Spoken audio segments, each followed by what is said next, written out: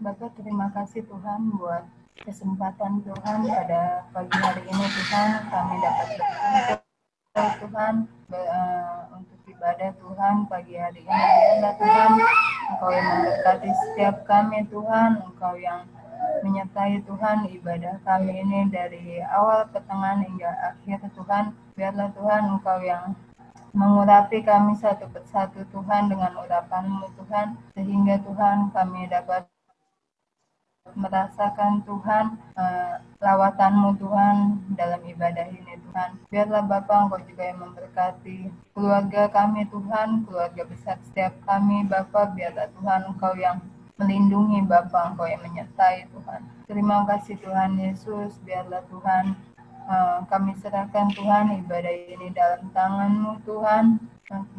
Engkau juga Tuhan datangkan Tuhan teman-teman yang lainnya Tuhan, sehingga kami dapat bersama-sama Tuhan beribadah pada hari ini Tuhan. Biarlah Tuhan kami serahkan Tuhan ibadah ini dalam tangan-Mu Tuhan. Kami siap Tuhan untuk ibadah pada pagi hari ini Tuhan, di dalam nama Tuhan Yesus. Haleluya. Amin. Mari saudara kita naikkan satu pujian, Ku bersyukur padamu. Nanti kami persilakan nanti Bu Tani untuk berdoa. Ku bersyukur padamu Tuhan atas kasih-Mu. Ku bermazmur bagi nama-Mu yang kudus. Bab Engkau kebenaranku, padamu ku percaya. Betapa mulianya Tuhanku, ku rindu menyatakan, tinggikan diri-Mu mengatasi langit, kebesaran-Mu Tuhan mengatasi bumi. Tinggikan diri-Mu mengatasi langit, kebesaran-Mu Tuhan mengatasi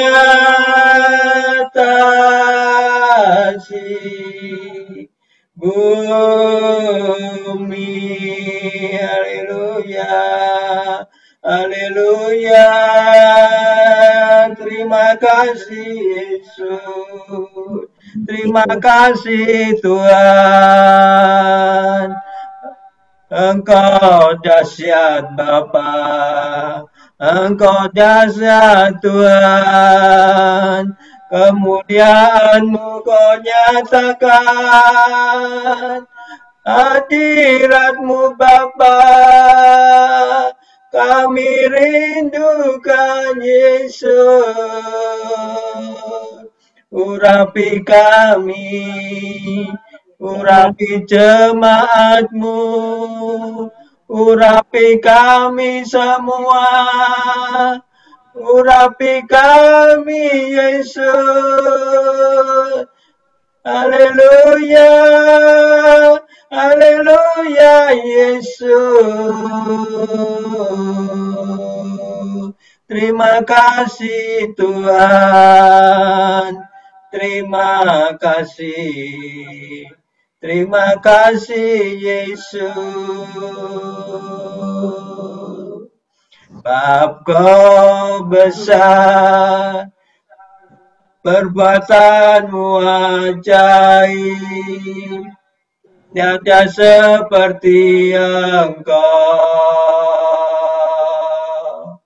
tiada seperti Engkau, sebab Kau besar, perbuatanmu ajaib, tiada seperti Engkau, tiada Tuhan, terima kasih Tuhan, kami siap Tuhan mendengarkan firman-Mu Bapa. Sebelumnya Tuhan kuduskan dan layakan kami semuanya Bapa. Tuhan, Engkau yang melayakan Dr. Edi S. Rahmat Bapa sebagai gembala kami untuk membawakan firman bagi kami Tuhan. Kau melayakan Pak Dwianto, Kau melayakan Pak Agus, Kau melayakan keluarga dari Adelio, Kau melayakan Bu Fatma, Kau melayakan Bu Tuti, sehingga kami semuanya Tuhan berkenan di hadapan Tuhan. Kami siap Bapa membuka hati kami, membuka telinga kami Bapa untuk firman-Mu Tuhan. Jadikan hati kami Tuhan sebagai tanah yang subur Bapa, sehingga firman-Mu Tuhan boleh bertumbuh di dalam kehidupan kami dan boleh kami aplikasikan kepada orang tua, orang lain Bapa. Terima kasih Bapa. Kami juga berdoa Tuhan agar kiranya kami dapat mengerti dan memahami isi firman-Mu Tuhan, apa yang Tuhan mau sampaikan kepada kami melalui hamba-Mu Tuhan, dan urapi kami Tuhan, agar kami Tuhan dapat mengerti maksud Tuhan di dalam kehidupan ini Tuhan. Dan firman-Mu Tuhan menjadi berkat, dan kami percaya Bapa, melalui firman-Mu Tuhan, kami akan dibawa ke satu masalah dan menjadi pemenang lebih daripada pemenang. Terima kasih Tuhan Yesus. Terima kasih Bapa, berfirmanlah Bapa, segala puji, hormat, dan kemuliaan kami kembalikan kepada Tuhan. Terima kasih Yesus, di dalam nama Tuhan Yesus. Haleluya. Amin. Saudara, judul firman Tuhan hari ini adalah mengenai disiplin dalam kesederhanaan. Saudara, ini topik yang biasa-biasa, saudara. Ayat-ayatnya juga yang sederhana, tetapi mari kita belajar ya tentang kesederhanaan. Saudara, dalam masa-masa ini banyak sekali cara berpikir, memperkirakan sesuatu, apakah virus corona ini berkaitan dengan kedatangan Tuhan Yesus, atau virus corona ini ujian iman kita. Banyak sekali hal-hal yang kadang-kadang mengacaukan pikiran kita. Bahkan ada ajaran-ajaran baik di media sosial, YouTube, saling menghujat, ya, saling menjelekkan satu dengan yang lain. Tapi hari ini kita akan belajar apa yang Tuhan ajarkan sendiri, yaitu mengenai kesederhanaan. Tuhan tidak pernah berjanji bahwa hidup kita ini selalu mulus. Tapi Tuhan berjanji Tuhan akan memberikan kelegaan. Dan hari ini kita akan belajar berdisiplin dalam bergaya hidup, dalam berpikir yang sederhana saja. Kita tidak usah neko-neko bahasa Jawanya. Bahasa Inggrisnya apa ini? Neko-neko Pak Dwi, nggak tahu ya. Yang aneh-aneh. Memikirkan yang di luar kemampuan kita. Yang pertama, kita akan belajar berpikir sederhana. Roma 12 ayat 3, ini Paulus berkata, berdasarkan kasih karunia yang dianugerahkan kepadaku, berarti Paulus merasa mendapatkan kasih karunia dari Tuhan Yesus, sehingga dia menjadi wakil dari Tuhan Yesus untuk berkata, aku Paulus berkata kepada setiap orang di antara kamu. Berarti perkataan ini untuk setiap orang, termasuk untuk kita semua. Janganlah kamu memikirkan hal-hal yang lebih tinggi daripada yang patut kamu pikirkan. Saudara, tidak usah berpikir yang lebih jauh, saudara. Tetapi hendaklah kamu berpikir begitu rupa, sehingga kamu menguasai diri menurut ukuran iman.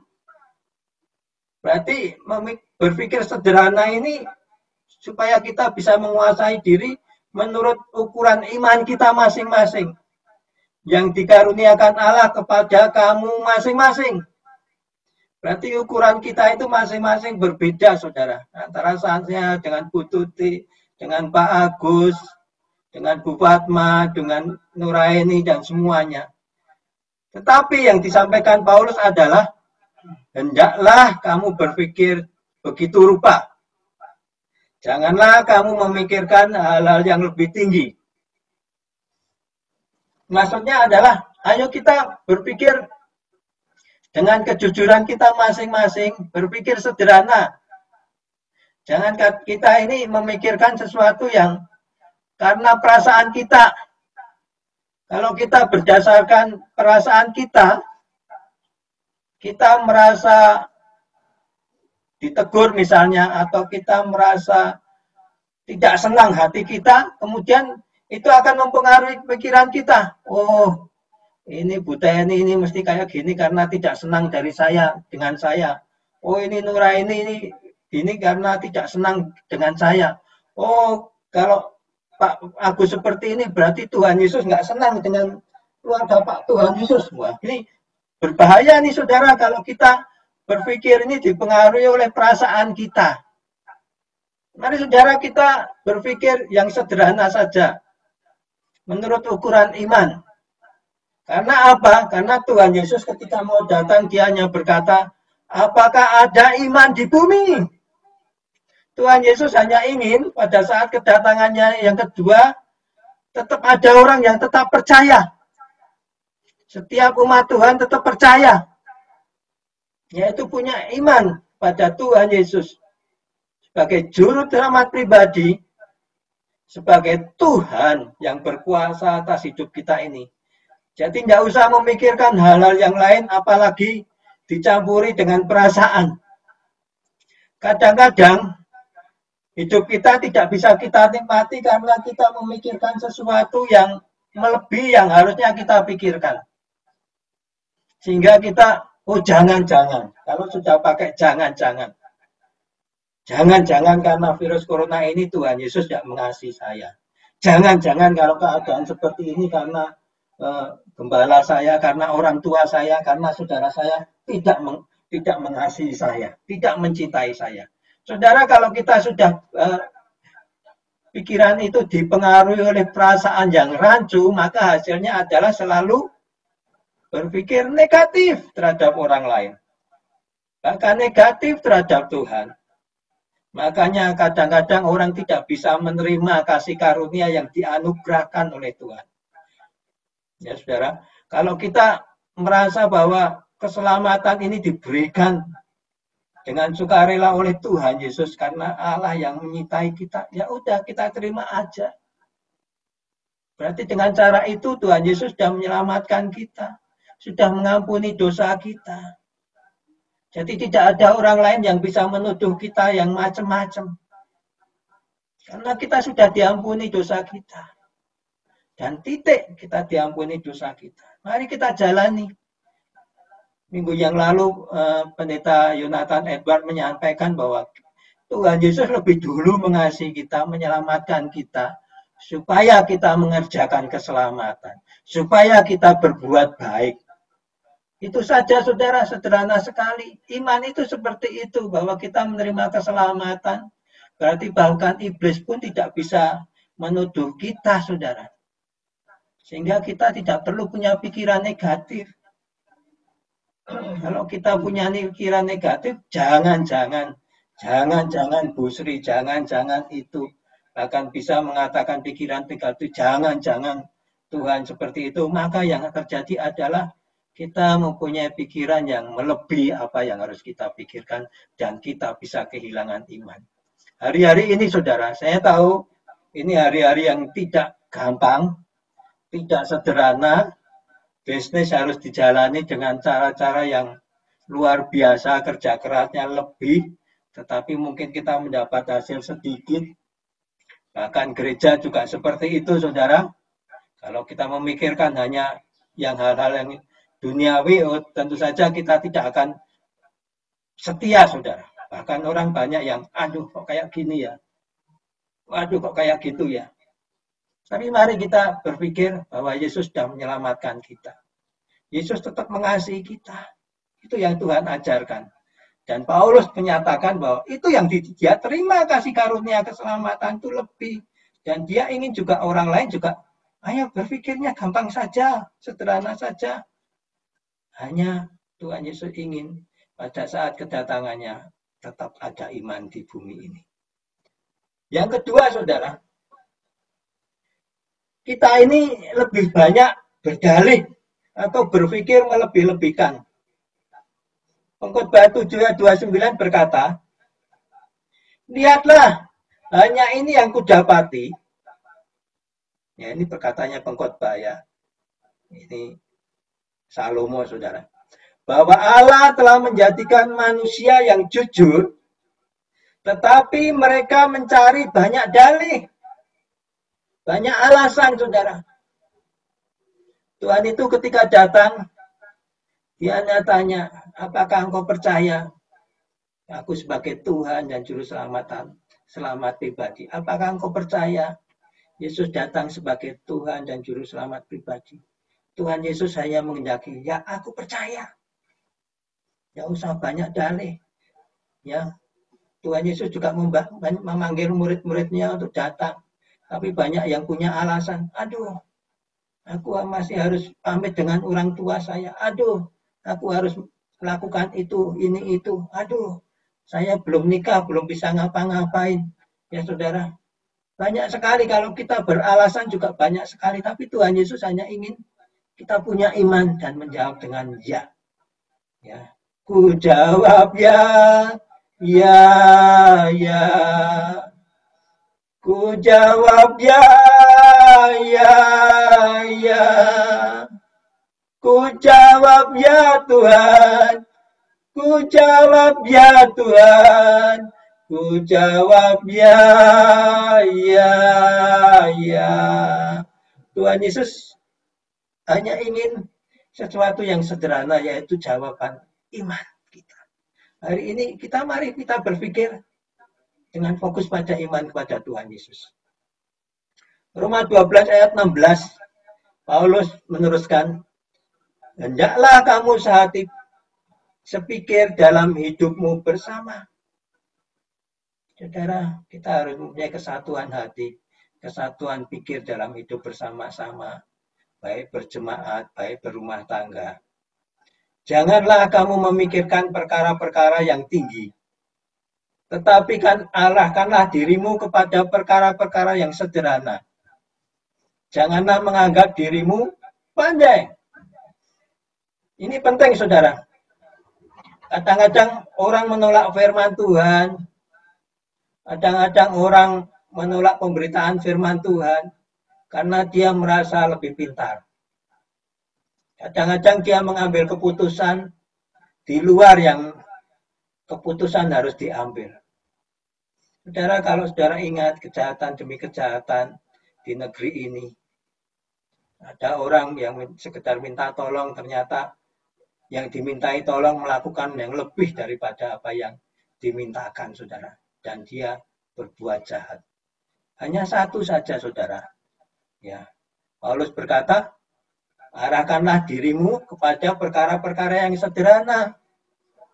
Kalau Tuhan sedang mengajarkan engkau tentang kesabaran, kok nggak ada kejelasan, saya sudah melakukan ini kok nggak ada jawabannya. Ya sabar aja, saudara. Ya, apalagi hari-hari ini, saya tahu banyak sekali hal-hal yang kita hadapi. Ada yang mencari sekolah untuk anaknya, kok belum dapat-dapat. Ya sabar saja, saudara. Tuhan pasti memberikan yang terbaik, hanya waktunya saja. Jangan berpikir melebihi dari itu. Jangan menggunakan perasaan, oh jangan-jangan. Oh jangan-jangan karena ini. Oh jangan-jangan karena itu. Ya sabar aja, sederhana saja saudara. Hidup ini seperti itu. Kalau hari-hari ini saya jalani, barangkali saya tidak bisa mengerti. Saudara, kami berdua dengan istri saya sudah mempersiapkan pernikahan anak kami, anak perempuan kami, Windy. Oh jauh hari, saudara, setahun yang lalu. Sudah booking gedung Balai Kartini Jakarta. Sudah mempersiapkan segalanya untuk pemberkatan nikah di Singapura. Sudah sewa tempat. Sudah booking mereka yang akan memberkati. Di sini juga macam-macam, saudara. Kemudian ada coronavirus. Kalau saya berpikir, oh jangan-jangan, nah, sudah, saudara. Semuanya nggak ketemu, saudara. Ya, saudara. Ya udah, jalani aja. Ya, kalau memang Tuhan menghendaki, ternyata pasti hasil akhirnya bagus. Kita terima aja dengan iman, sederhana saja. Oh ya sudah, kita jalanin aja. Caranya gimana? Ya sudah, nikah online. Loh, saudara, kalau saudara bisa bayangkan, kalau saya sebagai orang tua, aduh, punya anak satu-satunya perempuan, mau nikah saja kok ya seperti ini. Tapi ya sudah, jalani saja, bersyukur, dan ternyata semua berkat Tuhan. Walaupun di Singapura semuanya bisa ikut, termasuk jemaat-jemaat di sini, Pak Dwi, Pak Agus, semuanya bisa ikut, bisa datang, Bu Tuti, semuanya, orang ini semuanya bisa datang, bisa menghadiri pernikahan anak saya, tanpa beli tiket, saudara, tanpa beli hotel, tanpa booking hotel, murah sekali, saudara. Semua keluarga saya, keluarga besar saya juga semuanya bisa hadir secara online, saudara. Wow, luar biasa, ya saudara ya. Ya memang kalau kita pikir, waduh persiapannya ini, jahitkannya saudara, modelnya aja, lemikirnya, model untuk baju saja sudah bisa 6 bulan sendiri, ya nggak dipakai saudara, ya nggak apa-apa gitu aja. Mari kita berpikir sederhana saja, nggak usah melebihkan, kemudian punya perasaan yang negatif atau apapun juga. Kita jalani saja hidup ini apa adanya, nggak usah takut dengan apapun juga. Saudara, yang kedua yang kita ingin belajar adalah sederhana dalam iman. Ini ayat ini sering kita pelajari, yaitu dari Matius 6 ayat 25. Karena itu aku berkata kepadamu, janganlah khawatir akan hidupmu, akan apa yang hendak kamu makan atau minum. Dan janganlah khawatir pula akan tubuhmu, akan apa yang hendak kamu pakai. Bukanlah hidup itu lebih penting daripada makanan, dan tubuh itu lebih penting daripada pakaian. Saudara, ini perkataan Tuhan Yesus yang luar biasa, saudara. Kalau engkau mempunyai iman, kalau engkau mengakui Yesus sebagai Tuhan, ya sudah, hidup itu sederhana saja. Nggak usah memikirkan macam-macam, saudara. Punya iman, cukup punya iman yang sederhana. Yaitu kalau kita menganggap Yesus sebagai Tuhan kita, sebagai Raja kita, berarti Dia akan memelihara kita. Tidak usah khawatir terlalu banyak, saudara. Kalau anak saya masuk sekolah itu, kalau tidak ditolak sekolah itu, bagaimana? Tuhan pasti memelihara anak-anak kita. Kalau sekarang keadaannya seperti ini, warung belum laris, saudara, atau Pak Dwi menghadapi masalah ini di kantornya atau siapapun. Ayo, jangan khawatir, karena khawatir tidak bisa menambahkan hidup kita. Hidup yang sekarang kita jalani itu lebih penting. Nafas yang kita hirup itu lebih penting, saudara. Hari-hari ini, saudara, ketika saudara tidak bisa bernafas, seperti banyak sekarang yang dirawat karena coronavirus, saudara. Nafas saja susah, saudara. Mau menghirup udara saja susah. Harus pakai ventilator. Sehari Bisa habis 5 juta, 10 juta untuk nafas, saudara. Kalau dia dirawat 2 minggu, saudara bayangkan. Makanya biaya rumah sakit untuk bernafas saja mahal. Ayo mari kita syukuri, saudara. Syukuri kalau kita masih diberi kesehatan. Kalau kita hari-hari ini sudah 4 bulan menghadapi coronavirus, tapi tetap masih diberi kesehatan, masih diberi damai sejahtera, masih diberi hidup. Ayo kita syukuri, saudara. Kita syukuri. Itu iman yang luar biasa yang Tuhan Yesus ajarkan. Sederhana sekali, saudara. Tidak usah khawatir yang lebih jauh dari itu apa yang kita makan, minum. Karena kita percaya Yesus adalah Tuhan, berarti dia akan memelihara kita.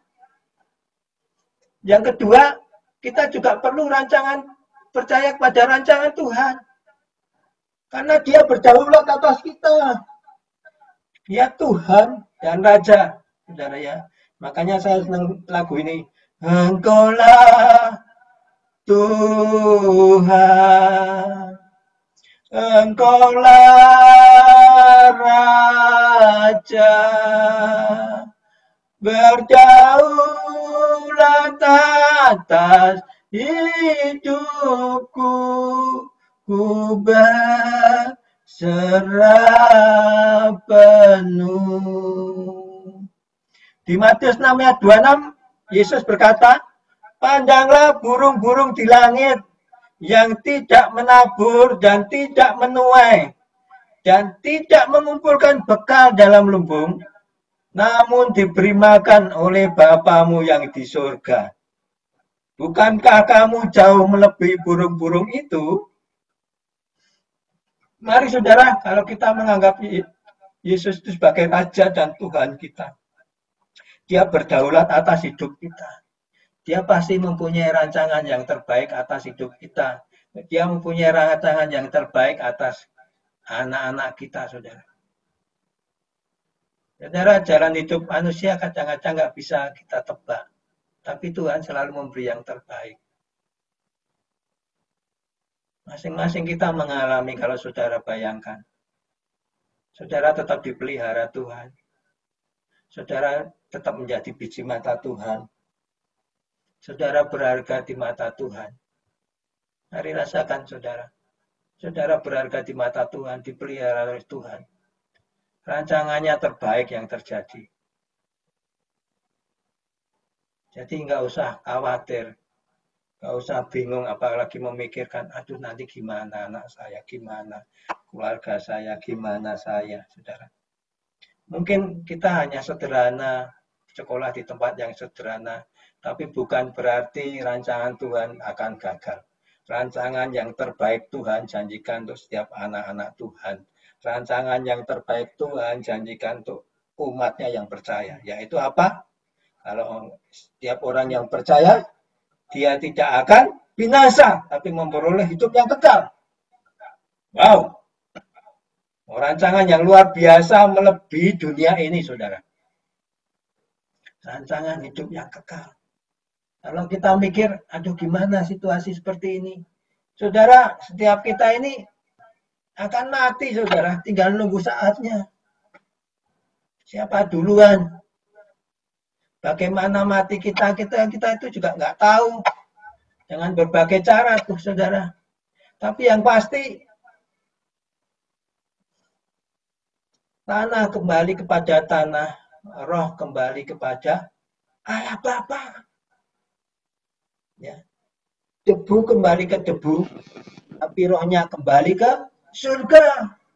Wow. Luar biasa sekali, saudara.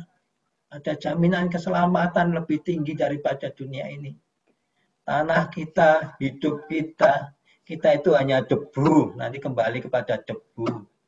Saudara, tidak ada apa-apanya. Ya, saudara ya. Tapi roh kita kembali kepada Tuhan. Mari kita berpikir sederhana, menyerahkan hidup kita kepada Tuhan. Inilah iman yang sederhana, saudara. Tidak usah khawatir, karena yang Tuhan butuhkan adalah percaya padanya. Yang kedua, percaya kepada kedaulatan Tuhan. Percaya kepada rancangan Tuhan yang luar biasa.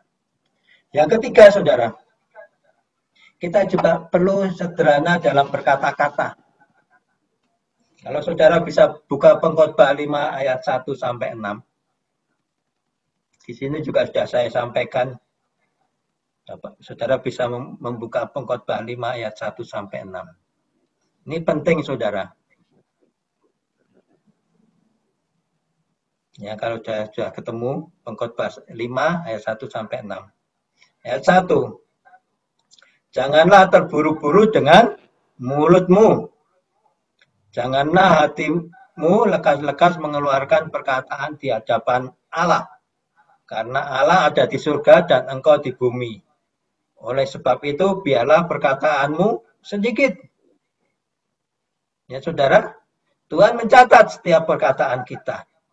Jangan mudah melepaskan perkataan. Di sini ada lebih jauh penjelasannya. Karena sebagaimana mimpi disebabkan oleh banyak kesibukan, demikian pula percakapan bodoh disebabkan oleh banyak perkataan. Maksudnya kalau kita banyak berkata-kata, kita bisa keseleo lidah, saudara. Kalau kita banyak berkata-kata melalui WA, yang endak-endak, apalagi melibatkan perasaan, kita bisa menyampaikan sesuatu yang tidak benar. Kita anggapi secara tidak benar, saudara. Jadi mari kita belajar berkata-kata dengan bijak. Mengirimkan WA dengan bijak, saudara. Saya kadang-kadang kalau sudah, ini orangnya tanggapannya negatif, saya lebih baik diam, saudara. Ya sudahlah. Kalau sudah dikasih tahu, 1 kali, 2 kali, 3 kali, nggak bisa saya diam, saudara. Ya sudahlah, Tuhan, terserah. Yang terjadi, biarlah terjadi. Ya gitu, saudara.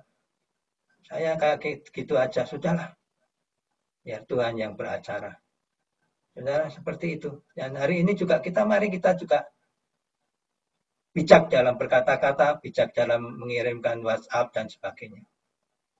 Yang ketiga, Pengkhotbah mengatakan, kalau engkau bernasar kepada Allah, janganlah menunda-nunda menepatinya, karena ia tidak senang kepada orang-orang bodoh, tetapi tepatilah nasarmu. Lebih baik engkau tidak bernasar daripada bernasar tetapi tidak menepati janji. Saudara, ada contoh nggak, saudara, orang yang bernasar kemudian salah, saudara? Raja Herodes, saudara.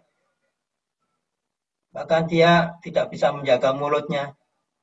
Ketika anaknya Herodian menari, dia berjanji bahwa setengah dari kerajaan ini pun kalau engkau minta, aku berikan kepadamu. Anak ini, saudara, anak tirinya mintanya apa? Kepala Yohanes.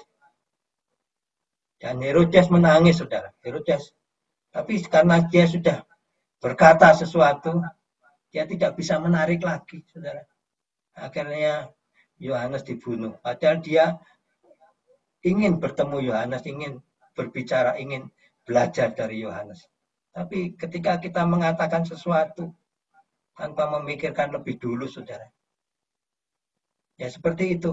Mari kita belajar dengan benar. Jangan bernasar yang melebihi kemampuanmu. Tapi kalau sudah bernasar, ya tepatilah. Makanya kalau kita berkata, bahkan kalau istri bernasar, suami harus membatalkan kalau itu tidak sesuai dengan kehendak Tuhan. Atau anak-anak kalau bernasar, itu juga dia harus dibatalkan. Ya kalau tidak sesuai dengan kehendak Tuhan. Siapa lagi, saudara?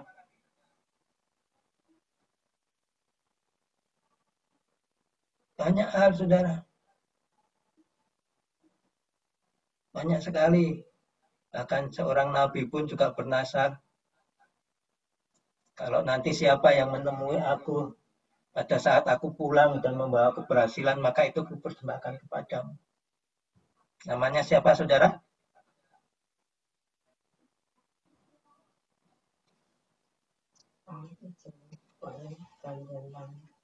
Saudara, mari jangan mudah berkata-kata dan bernasar kalau kita nggak bisa menepati. Saudara, ayat kelima berkata, janganlah mulutmu membawa engkau ke dalam dosa. Janganlah berkata di hadapan utusan Allah bahwa engkau khilaf. Apakah perlu Allah menjadi murka atas ucapan-ucapanmu dan merusakkan pekerjaan tanganmu. Saudara, ini penting, saudara. Hari-hari ini saya barusan mendengar bagaimana orang yang sedang dalam pergumulan untuk anaknya bisa sekolah. Tapi ketika dia juga bergumul supaya bisa membiayai anaknya, ternyata pada saat itu dia berjualan sesuatu dan ketemu dengan orang. Bertengkar, saudara. Dan hasilnya sia-sia, saudara. Hati-hati. Apalagi kalau saudara menjanjikan sesuatu dengan hamba Tuhan, saudara tidak menepatinya. Saudara harus datang minta maaf. Hati-hati, saudara. Jangan mudah berkata-kata yang tidak benar. Mari jaga mulut kita. Jangan mudah mengatakan kata kutuk, kata yang tidak benar terhadap hamba Tuhan atau orang yang diurapi Tuhan. Bahkan Daud pun juga menghormati Raja Saul, walaupun Raja Saul ingin membunuhnya, tetap menghormati, saudara. Anak-anak kecil itu, saudara, tidak tahu kalau itu Elisa. Dia mengejek Elisa, oh botak-botak. Akhirnya dia kena kutuk. Hati-hati, saudara. Hari-hari ini kita hati-hati dengan mulut kita. Jaga mulut kita untuk berkata dengan baik. Yang pertama, saudara, jangan memperkatakan hal-hal yang karena perasaan kita, sehingga kita dikutuki oleh Tuhan. Mari kita berkata-kata dengan sederhana. Jangan mudah bernasar. Jangan mudah berjanji. Ya, kalau itu tidak benar, batalkan. Dan jangan mudah berkata-kata yang buruk terhadap orang-orang yang diurapi Tuhan. Karena sebagaimana mimpi banyak, ayat 6, demikian juga perkataan sia-sia banyak. Tetapi takutlah akan Allah. Jangan sampai kita membayangkan sesuatu yang melebih-lebihkan. Ya, saudara, tadi sudah kita bahas dari awal. Kita jangan berpikir melebihi kemampuan kita yang memikirkan hal-hal yang lebih tinggi. Sehingga perkataan kita menjadi sia-sia terlalu banyak, saudara. Mari kita bijak dalam berkata-kata. Yang keempat, ini mengenai gaya hidup, saudara. Saudara, yang pertama, mari kita hidup sesuai standar, tidak tamak. Yesus mengajarkan, Matius 6 ayat 24, tak seorang pun dapat mengabdi kepada dua tuan. Karena jika demikian, ia akan membenci yang seorang dan mengasihi yang lain. Dan ia akan setia kepada yang seorang dan tidak menginjakkan yang lain. Kamu tidak dapat mengabdi Allah dan mengabdi kepada Mammon. Maksudnya kalau kita terlalu cinta uang menjadi tamak, saudara, kita akan kehilangan Tuhan. Iman kita akan habis. Apakah berarti kita nggak boleh kaya? Boleh kaya, tapi sesuai standar. Ya saudara, nggak usah tamak. Kalau kita tamak, akhirnya kita melakukan hal-hal yang jahat dan meninggalkan Tuhan. Banyak nggak kasusnya? Banyak, saudara.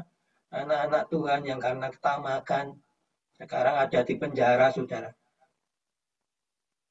Dia sudah kehilangan Tuhan, kehilangan kebebasan lagi, saudara. Mari, saudara, hari-hari ini kita hidup sesuai standar. Jangan tamak, saudara. Tawaran memang banyak. Kalau kita menghadapi tawaran, wow, saudara. Iklan-iklan sekarang ini menggoda sekali. Kalau kita ikuti, ya, saudara akhirnya menjadi tamak. Dan tidak bisa menabur karena saudara harus memenuhi gaya hidup yang lebih daripada yang saudara bisa lakukan. Yang kedua, belajar mencukupkan diri. Matius 6 ayat 31-32. Sebab itu janganlah kamu khawatir dan berkata, apakah yang akan kami makan, apakah yang akan kami minum, apakah yang akan kami pakai. Semua itu dicari bangsa-bangsa yang tidak mengenal Allah. Akan tetapi Bapamu yang di surga tahu bahwa kamu memerlukan semuanya itu. Mari belajar bersyukur dengan apa yang ada. Tidak usah melebih-lebihkan. Berpikir sederhana saja, saudara, mencukupkan diri. Hidup seperti apa adanya. Saudara, apakah berarti saudara tidak bisa naik kelas dari level sosial yang sekarang ke level sosial yang lebih tinggi, oh harus itu saudara. Saudara harus naik kelas. Jangan malas-malasan. Saudara harus pasti. Saudara bisa naik kelas terus bekerja dengan giat. Hari-hari ini saya melihat nih, ada yang mencukupkan diri, lebih baik tinggal di rumah sederhana. Ada yang buka warung nih, Bu Tuti buka warung baru. Ya mulai dari hal-hal yang kecil, saudara. Ya tahu saya juaranya Bu Tuti apa, saya belum ke sana. Ya dilakukan saja, saudara. Pak Agus, Bu Fatma juga mulai dengan kegiatannya yang sederhana. Ya enggak apa-apa, bahkan jualan batik, jualan apa lagi nih, Bu Fatma ini. Kue, madu, teh, apalagi ya enggak apa-apa, saudara. Kita lakukan saja. Pasti Tuhan yang memberkati. Kalau kita bekerja, Tuhan memberkati. Ya. Apakah dengan demikian kita akan merubah gaya hidup kita? Enggak, saudara. Kita boleh menaikkan standar. Ya, kita harus menaikkan standar kemampuan kita untuk memberi, bukan menaikkan standar hidup kita, saudara. Kalau tadinya Nokia sudah cukup, Samsung biasa sudah cukup, ganti smartphone, wah ganti lagi Galaxy Note 10, bentar lagi ada Galaxy Note 20, saudara. Hanya murah, saudara, cuma 25 juta, saudara. Sama dengan harga motor baru, saudara. Kalau kita mau mengikuti gaya hidup seperti itu, ya nggak pernah habis. Mari kita belajar mencukupkan diri. Doa Bapa kami berkata apa? Berikan pada kami makanan pada hari ini secukupnya. Mari kita tetap dengan hidup sederhana. Nah, yang terakhir nih, saudara. Ini khotbah yang terakhir nih, slide yang terakhir. Yang banyak, saudara. Langkah disiplin dalam kesederhanaan. Yaitu membeli sesuai dengan kegunaannya. Jangan membeli karena kata hati. Ini terutama ibu-ibu nih kalau sudah melihat wah di mall atau di mana, wah tawarannya banyak sekali, warna bajunya banyak sekali, modelnya banyak sekali. Wah bisa kita jatuh hati membeli. Padahal bajunya di rumah sudah banyak sekali sampai lemarinya aja nggak cukup, saudara. Tapi kita ingin membeli karena kata hati. Mari kita membeli sesuai kegunaannya. Benar nggak sih digunakan? Kalau ternyata dibeli ternyata hanya ditumpuk saja ya percuma, saudara ya. Atau bahkan kalau membeli kemudian berhutang. Jangan, saudara ya. Jauhi hutang. Kalau saudara bisa mencukupkan diri ya nggak perlu hutang. Yang kedua, mengembangkan kebiasaan memberi. Kita tadi harus terus memberi. Lebih banyak memberi. Kalau penghasilan kita lebih ya kita bisa memberi lebih, saudara ya. Karena segala berkat itu asalnya dari Tuhan. Kita hanya menjadi saluran berkat bagi orang lain. Juga waspada terhadap iklan modern, saudara. Saya kalau lihat TV ada iklan, wow, ini bisa dicicil 6 kali. Saudara ya, murah harganya. Wah, rice cooker bisa cepat dipakai, saudara ya. Modern, wah sudah dicicil ternyata cicilannya belum selesai, rice cookernya sudah rusak, saudara. Ya jangan yang seperti ini, saudara ya. Mari juga mengendalikan nafsu makan. Saudara ya. Zaman kecil saya dulu wah pengen sate, saudara. Dulu diberi sate hanya 1 tusuk dibagi untuk 2 anak, saudara. Sekarang sudah bisa memberi 20 tusuk untuk sendiri ya dimakan sendiri ya enggak apa-apa, tapi kendalikan. Kalau kita nggak bisa mengendalikan nafsu makan, yang terjadi ya kolesterolnya tinggi. Kalau kita nggak bisa mengendalikan nafsu makan, akhirnya kena diabetes dan sebagainya. Akhirnya kita kegemukan, jalan aja susah. Ya, kakinya jadi bengkak. Itu karena kita nggak bisa mengendalikan nafsu makan.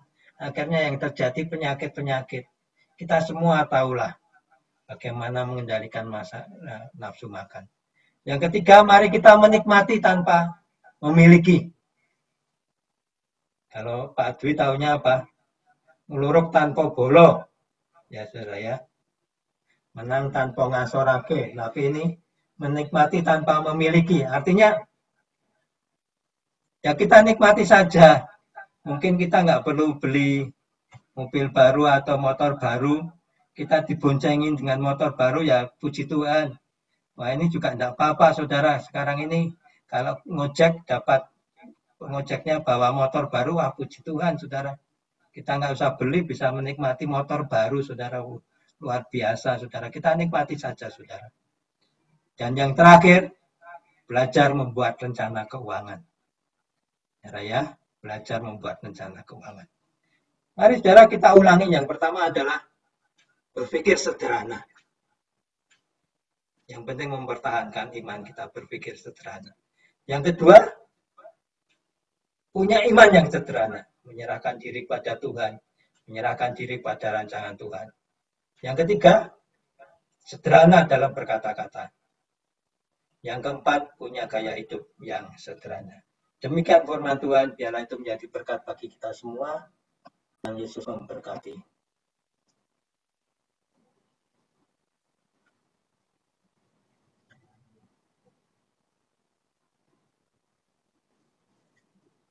Mari kita akan berdoa. Baik, tundukkan kepala, saudara. Bapa, kami bersyukur hari ini kami belajar mengenai hidup yang sederhana, punya iman yang sederhana untuk menyerahkan diri kepada Tuhan dalam situasi yang sulit seperti ini.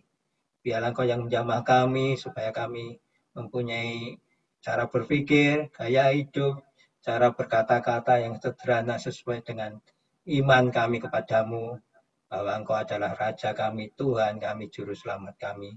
Biarlah kami tetap mempertahankan iman kami hingga akhirnya, dan kuasa-Mu yang Kau nyatakan Bapa atas kami, berkat-Mu yang Kau berikan atas kami.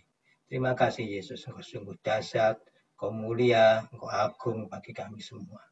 Terima kasih Tuhan, kami menyerahkan hidup kami ke dalam rancangan-Mu. Dalam nama Tuhan Yesus.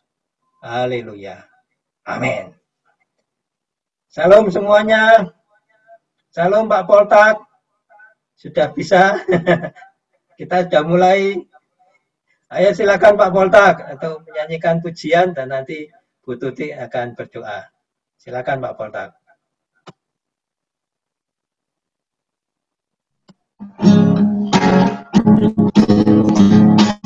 Ya Allah, ya Allah,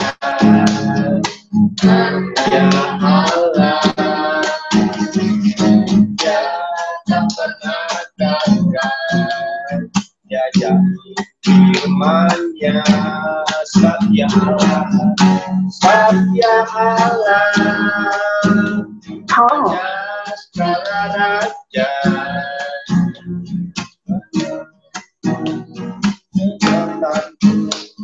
Dan gunung batuku bersorak, bersoraklah,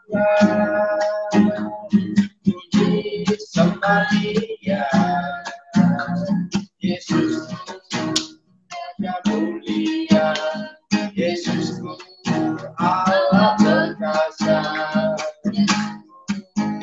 Allah bermenang, Yesus Raja. Ya pernah gagal, anaknya Allah. Ya tak pernah gagal, dia jadi firman-Nya. Satya Allah, Raja segala raja, kekuatan-Mu, perisai-Ku, dan gunung batuku bersoraklah, puji sembah Dia, Yesus Raja mulia, Yesus Allah perkasa, Yesus Allah bermenang, Yesus Raja, Yesus Raja. Amin. Terima kasih Pak Poltak. Kita mulai dulu Nggak apa-apa ya, mohon maaf. Kami persilahkan Bu Tuti ini. Saya ingin Bu Tuti bersaksi ya, karena ini Bu Tuti ini kan sudah lama melayani. Ini saya yang ingin adalah Bu Tuti sharing bagaimana tetap bisa mempertahankan iman dalam penuh kesederhanaan sekarang ini ya. Ini kan nggak gampang Bu Tuti. Bu Tuti ini ditinggalkan suaminya pada saat suaminya sedang sedang senang sekali melayani Tuhan. Ya, puji Tuhan. Silakan Bu Tuti. Ini tidak sederhana saya kira hidup seperti Bu Tuti ini. Silakan Bu Tuti.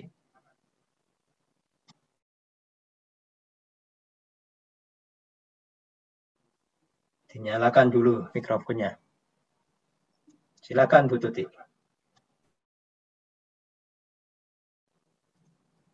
Dinyalakan mikrofonnya Bu Tuti.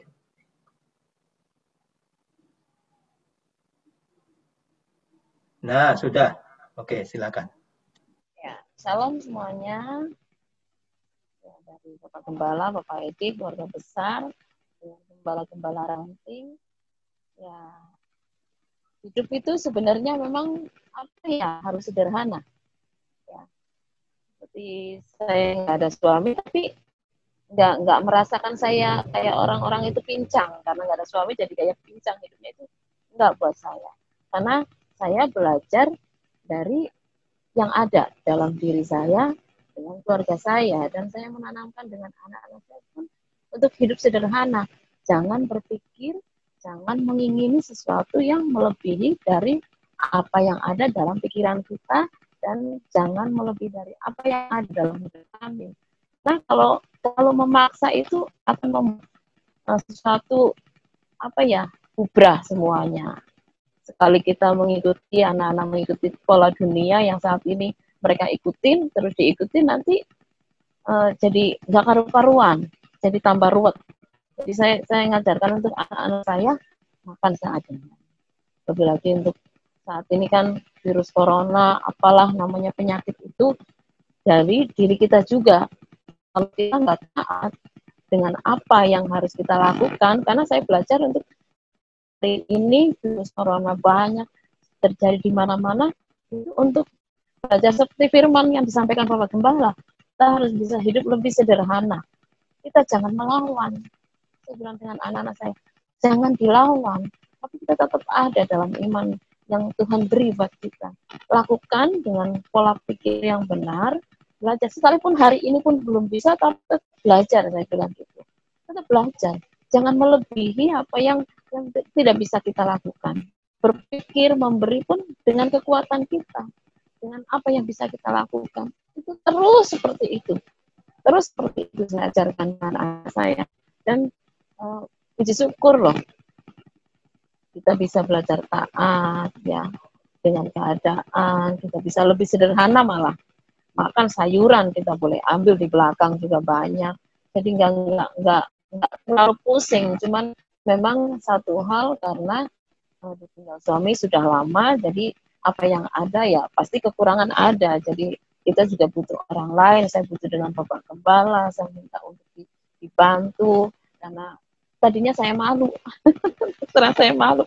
Tapi hal itu harus saya lakukan ya saya lakukan aja. Jadi minta tolong sama Bapak Gembala ya bersyukur banget ya memberikan pertolongan dan kita bisa belajar untuk membuka usaha di sini gitu dengan anak saya karena ya itulah kembali kata orang susah kan dunia itu susah dengan virus-virus dengan masalah persoalan tapi kalau bagi anak-anak yang percaya Tuhan itu kesempatan Tuhan membuka pintu buat kita makanya kita lakukan itu apa yang Tuhan kasih buat diri kita lakukan tapi jangan keluar dari firman Tuhan gitu.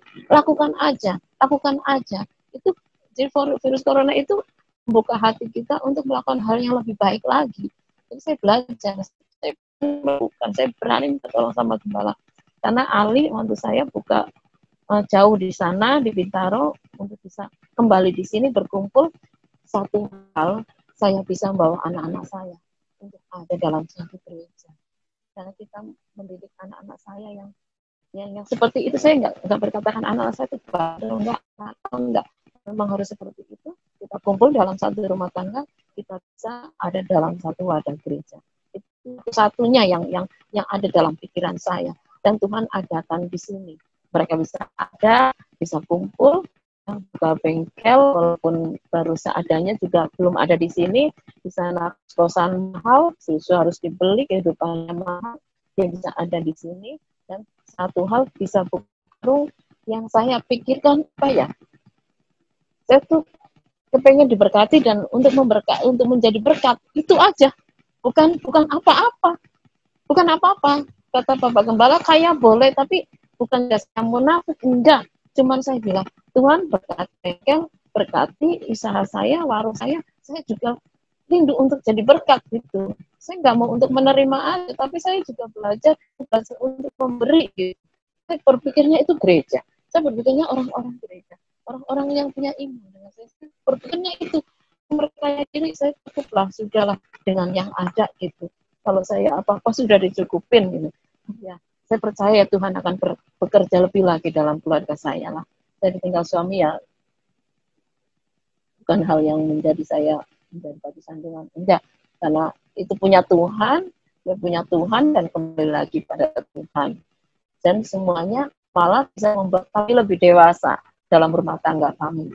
Itulah yang saat ini saya lakukan. Jadi dengan adanya coronavirus, saya belajar untuk lebih disiplin lagi, banyak ada di rumah, dengan mempergunakan yang ada di rumah, maka sederhana, bukan dengan hal-hal yang jauh dari pikiran saya lah. Itu saja saya minta sama Tuhan, berkati. Saya mau Tuhan diberkati, saya juga mau menjadi berkat. Itu aja. Dan terima kasih semuanya, biar menjadi berkat juga bagi yang lain. Terima kasih, Tuhan memberkati. Dan itu aja Pak Edi. Terima kasih Bu Tuti, luar biasa ini. Ya, ini Pak Indra suaminya Bu Tuti sudah kembali pada Tuhan berapa ya? Mungkin hampir 2 tahun ya. 2 tahun lebih ya. Ya, ini anaknya Bu Tuti 3. Ya puji Tuhan. Yang laki-laki bekerja, ya, yang satunya sekarang ikut jualan dan satunya sudah menikah. Cucunya berapa ini? Cucunya sudah 3 ya. Cucunya 3. Ya, saudara, Bu Tuti ini tinggalnya di pinggir Kali Cisadane ini. Gede banget, saudara. Kalau dan kemarin banjir. Nah, apa-apa. Puji Tuhan, hari-hari ini dia mulai usaha baru. Jadi kemarin bangun kios, sekarang sudah mulai jualan pecel kayaknya ya, kalau saya lihat dari Facebook. Ya. Ada uduk Pak. Nasi uduk. Terus sama mau buka bengkel supaya mantunya bisa buka bengkel di situ. Luar biasa. Tetap ya, Tuhan berkati. Kami persilakan nih pada Pak Dwi mau bersaksi sambil nanti berdoa ya.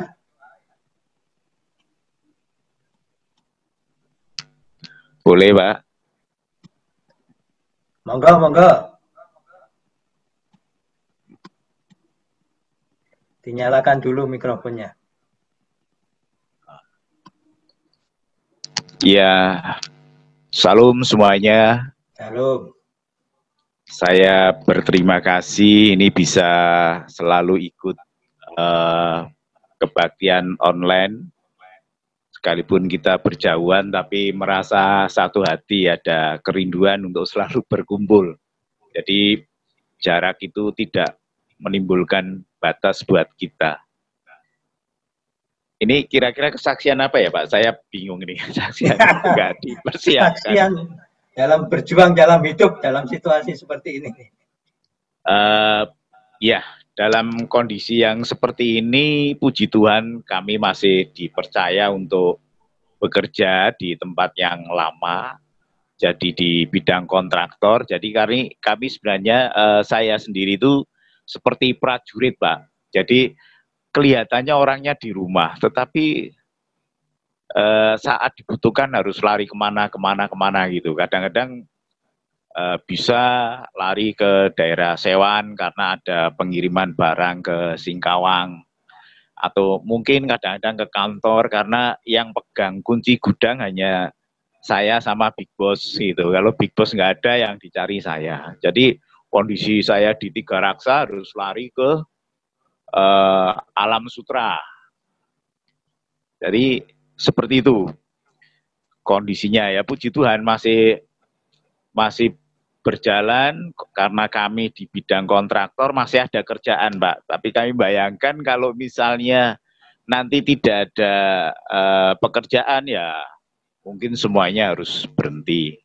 Tapi kami selalu berdoa terus untuk kesehatan juragan saya dan PT-nya karena perusahaannya adalah perusahaan pribadi. Jadi tempat kami juga ada membangun perumahan di daerah Daru, dekat Stasiun Daru. Itu ada 12 hektar, ada sekitar 900 rumah. Dan saya juga terlibat di situ. Jadi kayaknya terlibat di mana-mana. Kalau pas lagi sibuk, sibuknya minta ampun. Tuh, tapi ya sekalipun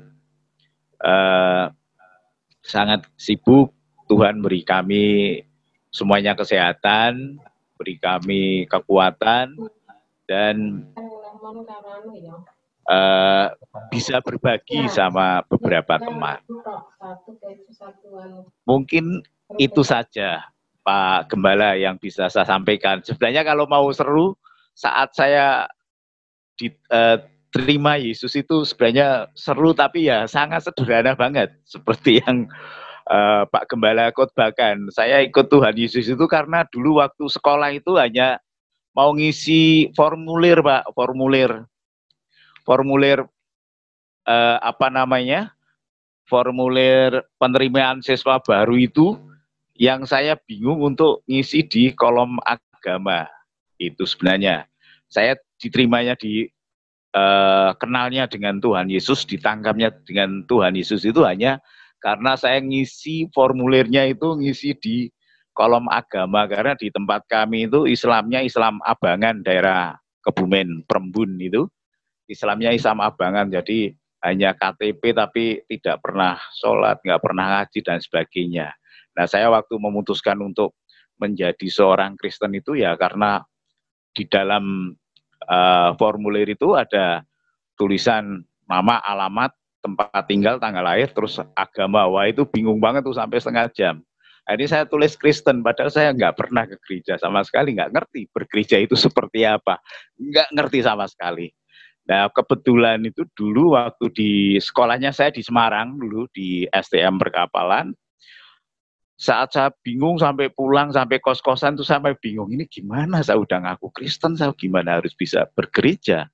Akhirnya ini semuanya karena pertolongan Tuhan. Depan rumah kos-kosan saya itu ada namanya Diaken Harun Al-Rasid.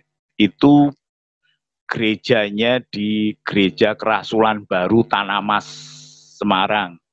Nah, dari situ kami bergereja ke situ, terus ikut katekisasi selama 1 tahun. Setelah lulus baru dibaptis, barulah saya ngomong sama orang tua saya kalau saya sudah menjadi orang Kristen. Tapi karena di tempat saya nggak kayak zaman sekarang, jadi mau pindah ke Kristen nggak, mau ke ini nggak ada yang namanya ancem-anceman tuh nggak ada, aman-aman aja.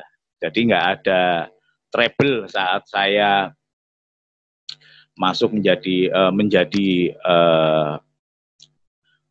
seorang Kristen, pengikut Kristus. Sedangkan kalau mbah saya itu ya ada yang kiai haji, itu mbah-mbah itu ada, tapi mereka nggak bisa ngalangi saya seperti itu. Dan sampai saat ini pun nggak ada yang berani tanya-tanya tentang ini, karena saya juga belajar tentang Islamologi untuk balik ke mereka, bakalan kalang kabut mereka. Dan saya juga telah menjadikan seorang ustadz dari LDI itu sekarang udah jadi pendeta, karena dia dulu tanya-tanya terus sekarang malah masuk menjadi Kristen, terus kemudian disekolahkan sama salah satu pendeta dari GPIA di Petamburan 1 tahun, sekarang udah dikirim ke Kalimantan. Puji Tuhan, itu dari hafiz Al-Quran, karena anaknya juga ada yang kuliah di Mesir itu. Karena dari LDI itu persekutuannya sangat kuat, Lembaga Dakwah Islam Indonesia. Mungkin itu aja Pak, ini sekalipun kesaksiannya lompat-lompat, mohon maaf karena tembakan langsung biasanya nggak siap. Itu aja, terima kasih, Gusti Yesus memberkahi. Amin. Silakan doa Bapak kami, Pak. Pemimpin doa. Pak, ini ada berempat akan kami baca keras-keras. Mari kita berdoa. Bapa kami yang di surga, dikuduskanlah namamu, datanglah kerajaanmu, jadilah kehendak-mu di bumi seperti di dalam surga. Berikanlah kami pada hari ini makanan kami yang secukupnya, dan ampunilah kami kesalahan kami, seperti kami juga mengampuni orang yang bersalah kepada kami. Dan janganlah membawa kami ke dalam pencobaan, tetapi lepaskanlah kami daripada yang jahat. Karena Engkaulah yang mempunyai kerajaan dan kuasa dan kemuliaan sampai selama-lamanya. Amin. Terima kasih Pak Dwi. Kami persilahkan Bu Fatma. Ini saya juga pengen dengar ceritanya Bu Fatma. Ini kan orang Makassar, orang Bugis ya. Kok jadi kenal Yesus gimana sih? Terus ini ngurusi berapa anak ini? Berapa anak ya? 5 ya? 7. Wow.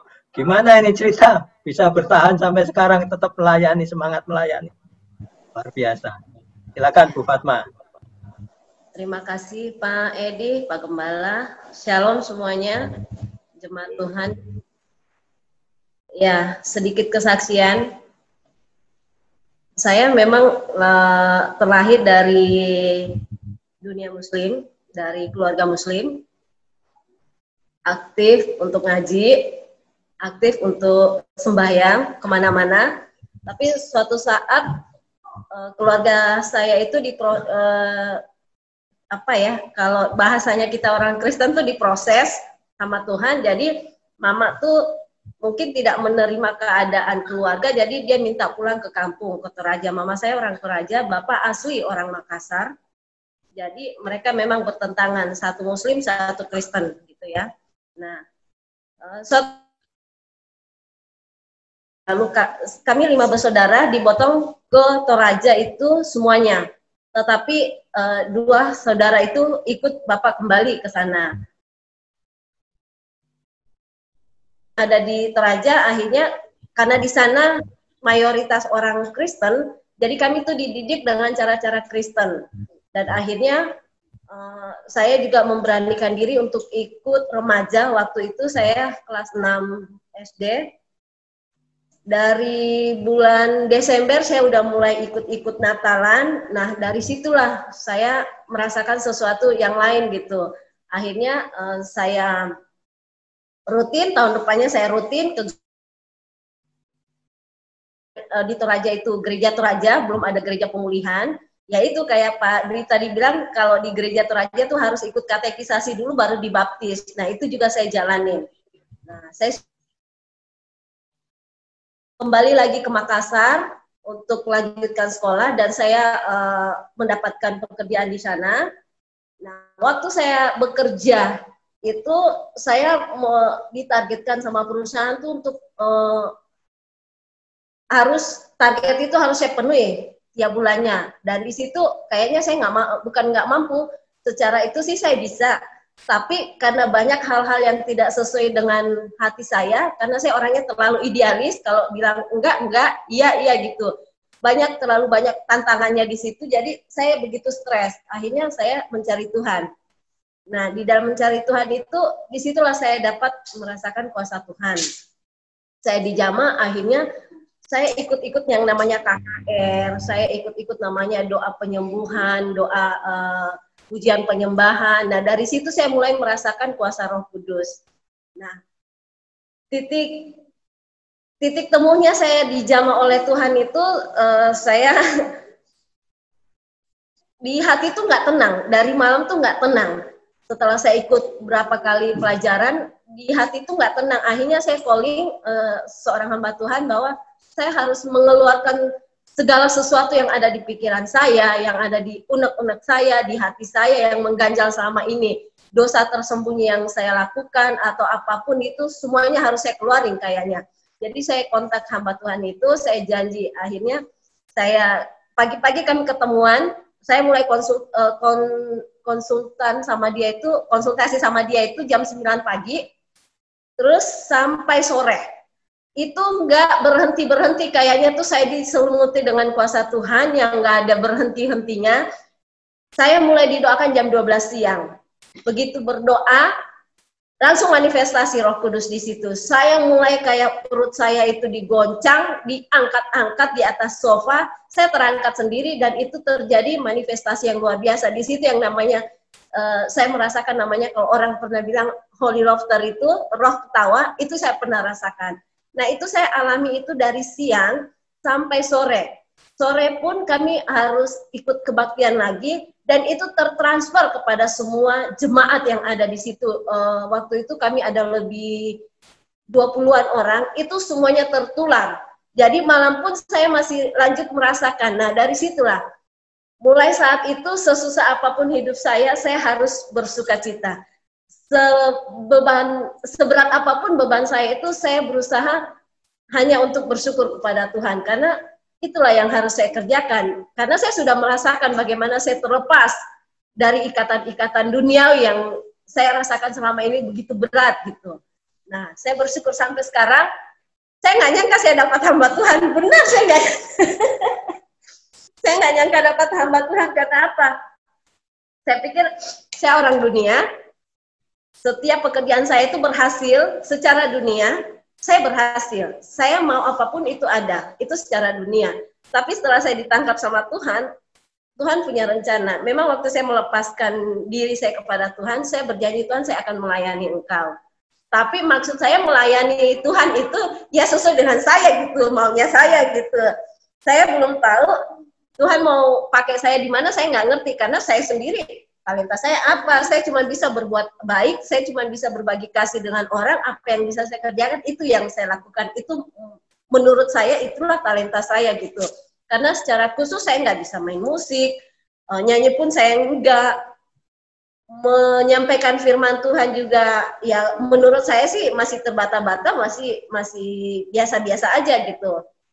Saya berjalannya waktu, rupanya saya juga nggak ngerti apa-apa, atau saya dipasangkan dengan seorang yang full timer gitu loh, pelayan Tuhan yang full timer. Jadi saya pikir apa ini, ya udah saya ikutin aja apa maunya Tuhan. Dah di dalam perjalanan hidup saya tuh nggak ngerti, pikir saya tuh hamba Tuhan tuh bisa cukup, bisa memenuhi kebutuhan saya. Ternyata berjalannya waktu susah ya hidupnya, gitu.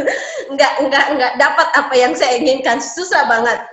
Semuanya serba kekurangan. Tapi dari situ saya belajar, saya ikut Tuhan, saya melihat diri saya, oh ya saya sudah ditolong Tuhan begitu besar, saya sudah mendapatkan anugerahnya yang begitu besar. Jadi saya merendahkan hati lagi kepada Tuhan, ya udah Tuhan terserah. Saya saat ini saya nggak bisa ngapa-ngapain. Dan saya mengikut suami itu ya memang harus ikutin dia, bukan ngikutin Tuhan sih sebetulnya, ngikutin apa maunya dia. Ya udahlah saya merendahkan hati lagi, ya saya ikut Tuhan. Sampai saat ini kami berumah tangga tuh punya 7 anak, puji Tuhan. Satu udah berkeluarga, udah punya cucu 1. Itu perjalanan hidup kami, perjalanan rumah tangga kami sudah memasuki 24 tahun. Next tahun depan kalau Tuhan menghendaki kami masuk perkawinan perak. Ya itu aja. Nah yang saya mau saksikan di corona ini, di zaman corona ini, kembali lagi melihat kehidupan kami keluarga sebagai hamba Tuhan, itu di kehidupan normal saja, ini saya buka untuk kehidupan dapur aja itu manusia bilang, apa itu namanya, ya kadang ada kadang enggak gitu loh, enggak pernah kayak orang ada segini harus diatur sampai bisa habis gitu. Saya tuh pengen merasakan saya punya pendapatan sekian, Tuhan saya bisa atur dalam sebulan. Tapi ternyata enggak. Saya diajarin Tuhan itu bersyukur, apa yang kau terima hari ini itulah. Jangan pikirkan hari esok. Karena dari menikah dengan seorang hamba Tuhan pun punya pemikiran kayak gitu. Ngapain mikirin hari esok? Cukup hari ini aja. Ya saya belajar seperti itu. Jadi mau ada berkat hari ini disyukurin, tidak ada juga ya tetap bersyukur. Nah, di masa corona ini saya tuh nggak mikir saya bisa diberkati Tuhan. Karena apa? Keadaan biasa aja serba kekurangan menurut pemikiran saya. Tetapi karena di masa corona ini kita banyak datang kepada Tuhan, merendahkan hati di hadapan Tuhan, banyak berdoa, banyak menyembah Tuhan, banyak bersyukur, saya melihat berkat-berkat Tuhan tuh sungguh luar biasa. Karena kalau dunia lihat itu susah banget untuk mendapatkan rezeki karena di mana-mana tertutup gitu. Tapi saya bersyukur cukup dan apa yang saya inginkan itu ada. Kekurangan-kekurangan yang saya pikirkan selama ini nggak mungkin saya bisa dapatkan di masa pandemi ini, tetapi Tuhan berikan bahkan lebih. Jadi kalau lihat keadaan saya itu, puji Tuhan, Pak Gembala membawa kami untuk memegang di Celeduk Mas ini. Begitu masuk di Celeduk Mas juga kami mendapatkan kita masuk dalam masa pandemi. Jadi saya berpikir Tuhan begitu dahsyatnya menolong kami. Karena kalau kita masih di luar sana masih pasti mikirin kontrakan bagaimana, boro-boro mau kontrakan makan aja tiap hari gimana gitu kan. Saya bersyukur sama Tuhan. Tuhan sudah atur semuanya. Tuhan sudah siapkan semuanya di luar daripada kepikiran kita, di luar daripada apa yang kita inginkan. Tuhan sudah siapkan. Yang penting kita datang bersyukur sama Tuhan, seperti dengan tadi firman-Nya, kita harus hidup sederhana, berpikir secara sederhana, apa yang kita harus pikirkan sesuai dengan firman Tuhan aja, dan kita harus bersyukur. Apa yang Tuhan mauin, karena apa? Memang Tuhan itu selalu berdaulat di dalam hidup kita. Itu yang saya pelajari. Jadi, anak masuk sekolah pun, saya bersyukur. Anak mau di wisuda, saya bersyukur. Saya tidak sangka kalau ada tangan Tuhan yang menjamah semuanya itu, menyelesaikan semua itu. Saya nggak sangka sama sekali, karena saya pikir, gimana lah mau dapat duit segitu banyaknya. Tapi saya bersyukur. Sampai sekarang Tuhan tolong hidup kami. Dan anak-anak semuanya masuk sekolah. Anak-anak semuanya udah sekolah. Saya bersyukur juga lihat sudah mendapatkan sekolah yang menurut saya itu terbaik. Dan di luar pikiran saya nggak mungkin. Nggak mungkin. Saya cuma punya batasan tuh segini. Tapi Tuhan bikin lain gitu loh. Ya itulah ucapan syukur kami sekeluarga di sini. Tuhan campur tangan begitu banyak, Tuhan campur tangan begitu luar biasa, mengirim malaikatnya entah gimana caranya.